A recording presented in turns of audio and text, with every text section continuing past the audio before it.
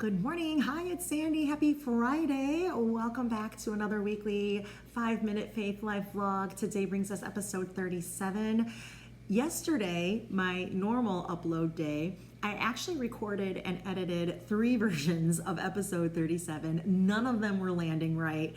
And one of them actually, when I vetted it against the Bible, I was completely misquoting the Bible. So I had to scrap all of that and start over. When I was starting over, I wanted to implement something new. So I'm reading this book, The Creative Call. I've vlogged about it before. I'll repost it. It's a great book.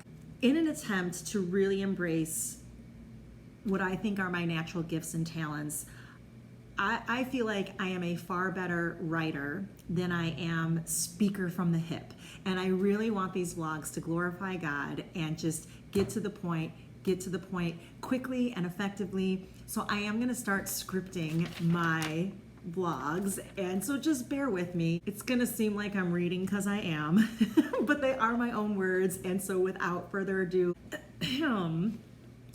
Wednesday at work, I had gotten into a bit of a hubbub with a couple of the girls regarding a viral video of a family in Texas who took their children to the park. The authorities came by, asked them to leave, and they did not exit gracefully. So the girls felt really strongly that this family was irresponsible, ignorant, acting reprehensibly. I didn't see it so black and white.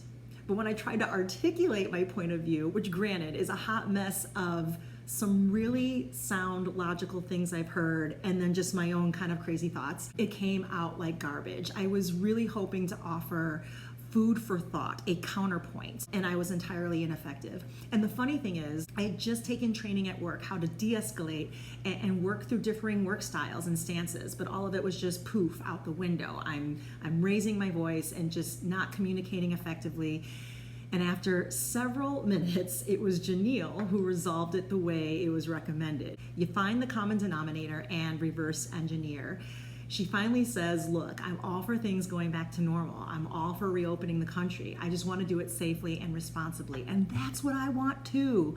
We were actually in agreement with one another, even though a few minutes prior, it sounded like we were butting heads. What I can express more coherently now is that a complete shutdown isn't the right answer, but neither is a complete reopen. It is somewhere in the middle.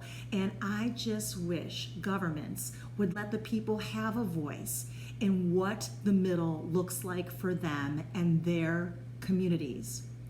I was thinking about this family in Texas going to the park. What if this park was a very small neighborhood park? What if the neighbors had all communicated beforehand and devised a schedule with guidelines how and when to utilize the park? Like, why isn't that conversation happening? Why aren't communities deciding for themselves collectively how best to mitigate these times? Again, I mean, these were the ideas I was trying to convey and just doing it so poorly. It's concerning to me, even amid a pandemic, that a family is so easily stripped of their right to decide what's best for them, and it's for an indefinite period of time, and it's to be determined by data that's open to interpretation, and it's to be determined by leadership, who some of them I feel like are frankly politicizing their responses.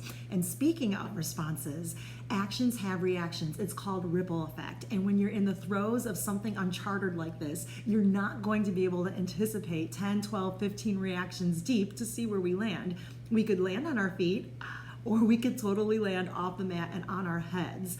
I have heard all kinds of invasive ideas how to track the sick and brand the well, and that is not my new normal. It sounds like New World Order stuff and a totalitarian society, which is not what America is about. So in yesterday's videos, I was beginning to cite verses that talk about hierarchy. The Bible absolutely recognizes hierarchies. God created them. God ordained a hierarchical system for better or for worse. Where I was incorrect is I thought as soon as the hierarchy goes against the word of God, that we're allowed to rebel. And I was so wrong. There are numerous verses that call for the heeding of authorities, even cruel ones, and to take heart in our suffering and to take heart in the injustices of the world. It's just simply Lord's will. And if that sounds crazy to you, I trust the Lord with all your heart. Lean not on your own understanding. Submit to God in every way, and He will lead your path straight. Because Who does it hurt more to go against authority? You or authority? Right, you.